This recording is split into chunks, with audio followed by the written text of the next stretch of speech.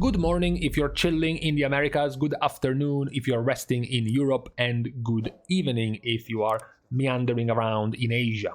Today, on this Saturday, on this weekend, we are going to have a list, a tier list, if you will, of the state of the specs in Dragonflight compared to their situation from Shadowlands. TLDR, how are specs improving or worsening, getting better or getting worse compared to their state from Shadowlands. So a good example to start is to put Arcane Mage all the way up to the top, or Blood Death Knight all the way up to the bottom, and then Guardian Druid all the way up to the top, and then Demonology Warlock all the way up to the bottom. The reasoning for this is very simple. Arcane was super unpopular in Shadowlands. They were not meta in any scenario throughout every season of Shadowlands. In reverse, Death Knight and Demonology Warlock became meta and stayed meta for a long time, especially Blood. Blood was the #1 tank in the raid for the entirety of the expansion and then became the #1 tank for Mythic Plus for the second half of the expansion. Demonology also became the #1 basically DPS in the raid for the second half of the expansion. They were still a decent DPS for the first half of the expansion, and in Mythic Plus they were also quite popular. We had those hilarious states where Warlock was the most played range DPS in Mythic Plus for 70% of all picks, because half of those were Destruction and the other third was Demo. That's how strong it was. Meanwhile, Guardian is all the way up to the top for a completely different reason. Guardian wasn't OP in Shadowlands, they weren't meta in Shadowlands pretty much ever, but a tiny bit at the start of the Sanctum tier in Mythic Plus, but then just fell off completely. The reasoning for these placements is that Arcane talents are much better compared to their options and choices that they had from Shadowlands. They are doing quite some good damage right now, especially in single target. They are also just having more options, more diversity in their talent tree compared to how they were in Shadowlands. The same can be said for Guardian. The giga buffs given to Guardian recently, the 50% more damage, even if that gets nerfed, it's still good compared to their state before. The fact that they no longer are a incarnation bot compared to their major weakness from Shadowlands. They are immortal when they use incarnation, and then they are shit when they don't have incarnation. This major weakness is much less of a weakness in Dragonflight, so it's overall a major success at the moment for these two specs compared to the two specs at the bottom. And that's because the specs at the bottom were super meta and they are not nearly as powerful in Dragonflight. Blood is still a good tank, Blood is still strong. If you looked at my videos, I mentioned multiple times that Vengeance, Protection Warrior and Blood Death Knight were the tanks looking the best, but you still have to compare that with how popular and powerful they were in Shadowlands. They are definitely not reaching those peaks in Dragonflight at the moment, so that's why it's a worse situation in Dragonflight than what they had in Shadowlands. We can move forward with Affliction, with Arms, with Assassination, Beast Mastery, and Balanced Druid. So, Assassination, of course, major success. Their changes and their reworks from their talents compared to Shadowlands, their major weakness being the desperate lack of AoE, has gotten a lot of focus and attention from the talents, so it's a definite improvement compared to their state from Shadowlands. Same goes for Beast Mastery. Beast Mastery played second fiddle to Marksmanship for almost the entire expansion, never quite too meta as a spec. Now they are doing much better. Even in the beta, in terms of numbers, they are the best Hunter spec at the moment, so they're doing well. Then you have the reverse, you have Arms and Balance. Arms is average. I didn't see many major changes to Arms, neither in the sense of talents or in the sense of numbers, damage, in the beta. Balanced Druid is, of course, a little bit worse off. They got that major rework to their mastery and to the way their Eclipse works, but then they got super nerfed right after. Even just a few days ago, they also got nerfed heavily in AoE as well. Their damage isn't nearly as bad. It's not that putting them there means their damage is weak. It's just that the way they play has been made worse compared to the way they played in Shadowlands. That's the point. Affliction has been made better. Basically the opposite of Balanced Druid. They were quite weak in Shadowlands. They got one season, barely one season at the start of of Castlnathria to be the meta spec for Warlock, but then that was it. Mythic Plus, never a spec, really. In the raid after that, never a spec, really. Now the changes are a little bit more encouraging for Affliction Warlock.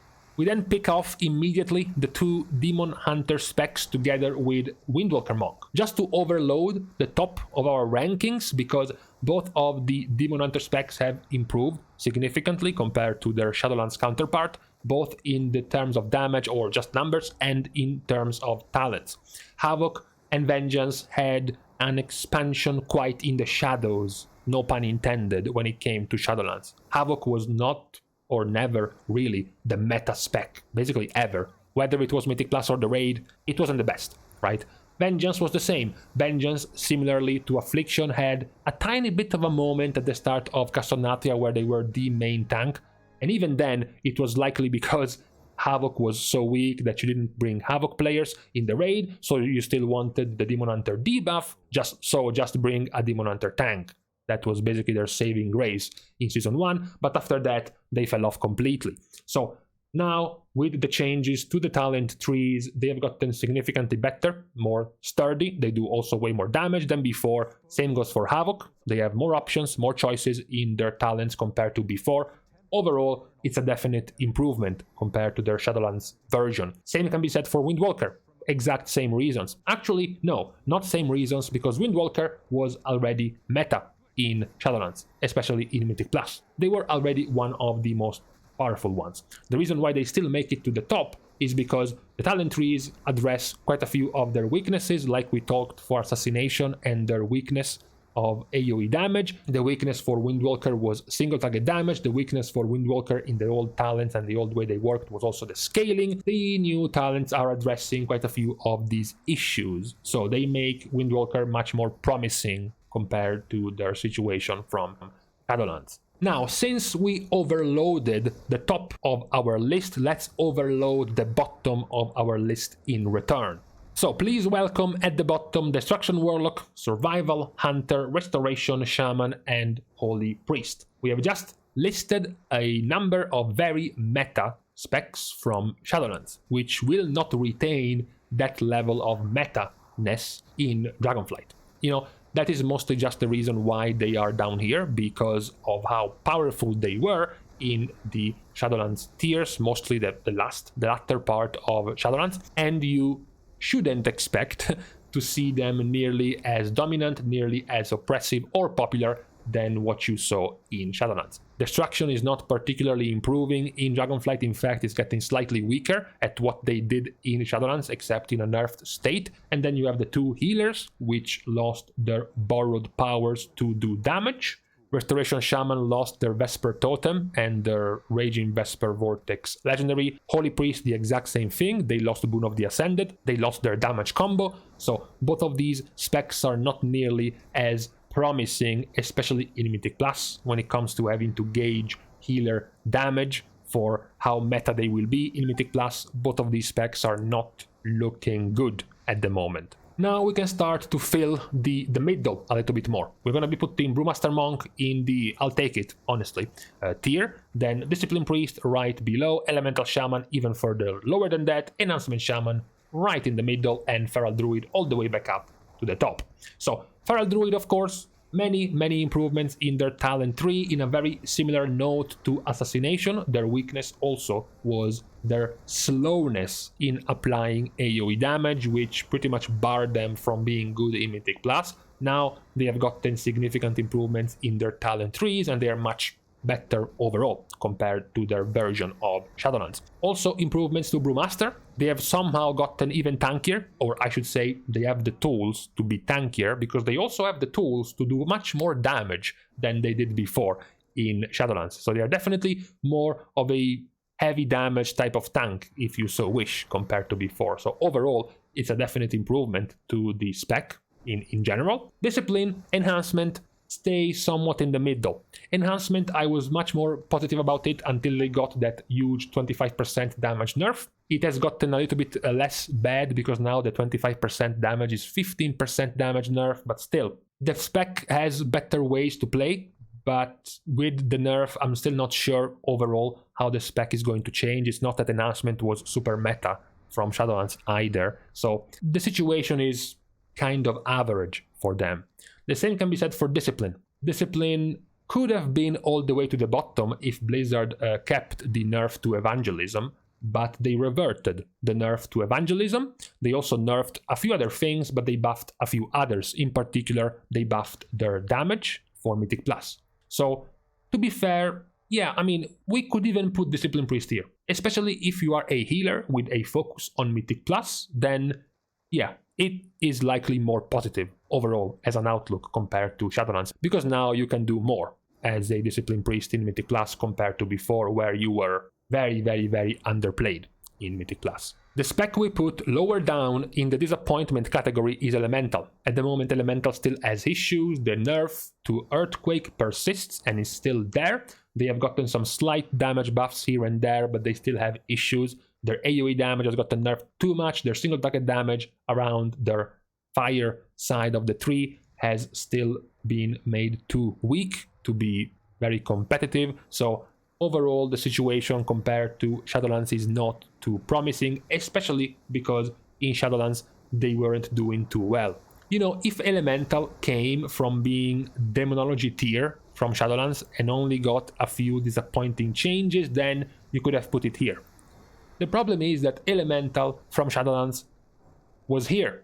So with the slightly disappointing changes from the talents of Dragonflight, it goes a little bit further down. After the Shaman's done with, we have an opposite spectrum for the Mages, because we have Fire in the positive side and Frost in the negative side.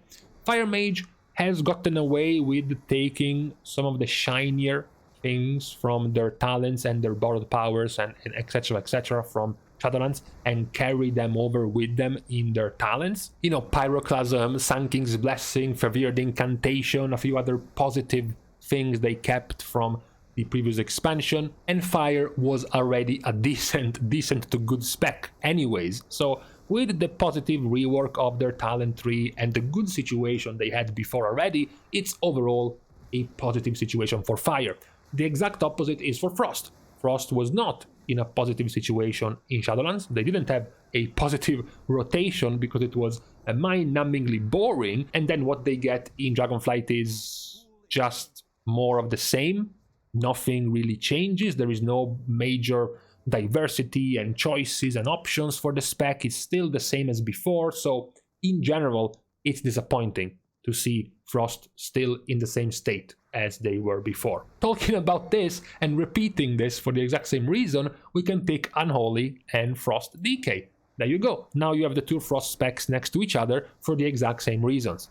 Frost is more or less the same without too many major improvements, although it needs to be said, Frost already plays better than Frost Mage. But DKs at this point are starting to get Breath of Sindragosa fatigue. They kind of start dreaming about it at night. They kind of start getting nightmares about this bar that constantly gets thinner and thinner and thinner, and it expires and your damage goes below the one of a tank. So I wished for more ways to play Frost DK outside of that build, which is currently not that viable. So by default, I would say that is disappointing for Frost Death Knight. Unholy is doing better. Unholy has gotten way more options and choices in their talent trees and still plays like they did before, except with more choices than before. So overall, it's a positive situation for Unholy. The damage is also quite okay in the beta. It's not the OP type of damage, but it's definitely on the high end of the damage dealing right now for specs in the beta. Talking about more negatives though, because we have to go back to ShadowPriest, and then we have to go back to Red Paladin, and then we have to go back to Subtlety Rogue. Because ShadowPriest, of course, has gone through their fourth attempted mega rework in 4 different expansions. It's a mess, it's a headache, it's really tiring every single time to have to see Blizzard trying to wrap their heads around how to make ShadowPriest work. Now, to be perfectly honest, right now, ShadowPriest is doing some decent damage in the beta, so it's not that we're putting it here because it's weak as shit, okay? It's doing fine. It's just that it's so messy and clunky and their talents are just frustrating to work around with compared to before, and before wasn't even that good, right? Same explanation as for Elemental. Before, ShadowPriest wasn't a super meta spec. It wasn't a super popular spec either, so not too optimistic about the situation of ShadowPriest. Same goes for Red Paladin. Red Paladin wasn't that popular before, it wasn't that strong before, and the changes they received are not that excellent, so no too many reasons to be excited. Then you have Subtlety Rogue. Subtlety is here mostly because they sort of are outshone at the moment by Outlaw and by Assassination. The changes they have received are not nearly as exciting as the changes given to Outlaw and to Assassination. Remember especially that when you play a class with 3 different specs, usually the best one gets played, or the best 2, if they are the best at 2 different things. So it's not looking too promising for Subtlety at the moment. I have mostly the same feelings about Marksmanship Hunter and about Holy Paladin, as well as about Protection Paladin. So Marksmanship Hunter's problem is that they received 74 different talent changes in D3, and yet they are still just Hunter. They are the same spec as before, despite that the many changes. They play the same and more or less act the same. They were doing okay in Shadowlands, they were meta for a while, and then they were not meta for another while. So more or less, I would say it's the same situation for Marksmanship, still worse than Beast Mastery, at the very least at the moment in the beta. Holy Paladin is right in the middle because it's not changed too significantly from before, which is good. If you liked Paladin before, then you should take this. You should be very happy that Blizzard didn't go and massively rework Holy Paladin to try to make it something different and just kept it the way they played before. You can, however, be a little bit sad that Blizzard decided to just fill your talent tree with 40% of your talents about the caster version of Holy Paladin, because effectively this gives you 0 chances, gives you 0 options to play the melee version differently, because all of the diversity of Holy Paladin isn't to make your melee healer play differently, but it is to split between the melee healer and the caster healer. So this means you have very few options now as a Holy Paladin. Prot Paladin is mostly disappointing because they were disappointing in Shadowlands and not too much has changed since then. They have gotten more tankiness, more ways to be sturdy and defensive, but their damage has suffered as a result. I'm not sure if it's their damage that has suffered or the damage of other tanks like Guardian, Protection Warrior and Brewmaster Monk, which increased, therefore making it look like their damage went down, but that's currently what we are seeing in the beta. So in general, it's not too positive of a situation for Protection Paladin when it comes to tanking in Dragonflight. Very, of course, very positive for Protection Warrior, also quite positive for Restoration Druid, also quite positive for Fury Warrior, also quite positive for Outlaw and for Mistweaver Monk. Self-explanatory, the positiveness of Protection Warrior given by how well they have been doing and also by how catastrophically bad they were in Shadowlands. That goes without saying. However, the good situations are also there for Resto Druid, Fury, Outlaw and Mistweaver. Restoration Druid and Mistweaver were not that popular of healer picks in Mythic Plus for the entirety of the expansion, and they were not popular picks for the raid for the first half of the expansion. The changes they received in the talents are making them much stronger, not just in the terms of HPS, which already was their strong point, right? The 2 specs with the highest HPS throughput were Restoration Druid and Mistweaver Monk, but also for their damage. The damage dealing in Mythic Plus has been improved for these 2 specs. Again, perhaps is their damage that has improved, or perhaps is the damage of Holy Priest and Restoration Shaman that has been nerfed, which has made theirs improve, but either way, they are also doing better in that regard. These 2 healers are. Lastly, you have Fury Warrior and Outlaw Rogue. Outlaw Rogue has gotten quite a lot better than what they had in Shadowlands in terms of playstyle. I never enjoyed too much the playstyle of Outlaw. I still don't, but I still think it's an improvement over what they played with in Shadowlands. They also have a few more options now to play differently compared to how you played before, so it's definitely overall an improvement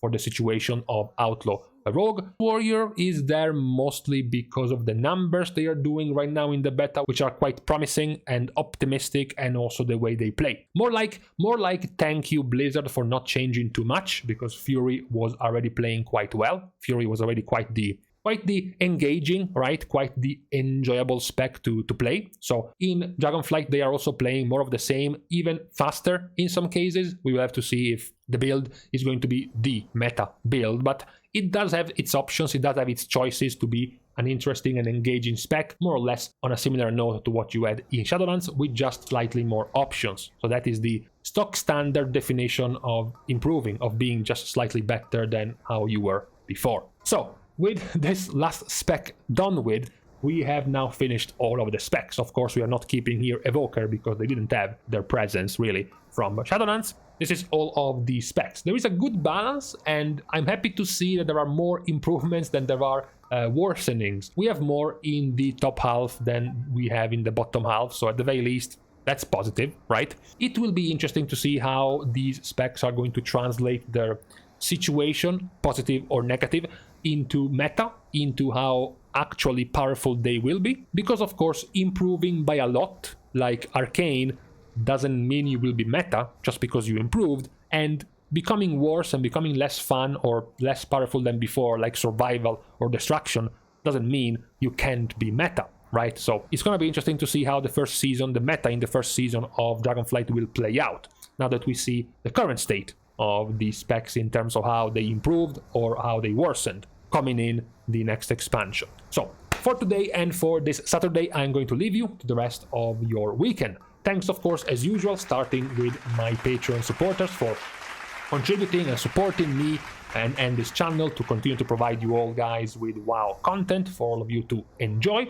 You can still, in case you were worried, you can still support without having to dish out any cash by liking and commenting down below on this very video, as well as subscribing to my channel. That will be good ways to support without having to spend any money. And then lastly, for more social interactions, you can follow me on Twitter, as well as subscribing to my Patreon, which will also give you access to my Discord server. Now, with this out of the way, we can leave each other. Thank you guys again for watching. See you guys soon, and in the meantime, I don't know, I see Arcane being positively changed, I see Feral being positively changed, Assassination being positively changed. Who believes they will be meta in Season 1 though? That's the question.